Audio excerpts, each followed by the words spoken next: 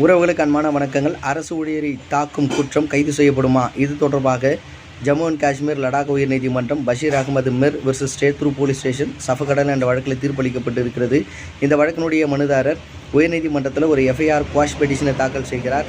அதில் என்ன சொல்கிறாருன்னா, நான் அரசு ஊழியரை பணி செய்ய விடாமல் தடுத்து அவரை தாக்கியதற்காக ஐபிசி செக்ஷன் 353, 323, 427 கீழாக வழக்கு பதிவு செய்யப்பட்டு இருக்கிறது. அந்த எஃப்ஐஆரை ரத்து செய்ய கோருகிறார். இதனை விசாரணை செய்த நீதியரசர் அவர்கள் ஐபிசி செக்ஷன் 353 கீழாக அந்த குற்றம் நிரூபிக்கப்பட வேண்டுமென்றால் ஒரு பொது ஊழியரானவர் சட்டத்தால் விதிக்கப்பட்ட கடமையை செய்யவில்லை என்றால் அந்த பிரிவு அதற்கு பொருந்தாது, அந்த பாதுகாப்பு அவருக்கு ஈர்க்காது என்று சொல்லியிருக்கிறார்.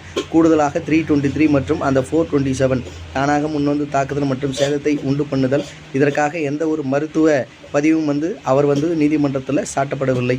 அதனால் இந்த பஷீர் அகமது மிர் மீது போடப்பட்ட அந்த எஃப்ஐஆரை ரத்து செய்து உத்தரவிடுகிறேன் என்று சொல்லிவிட்டார்.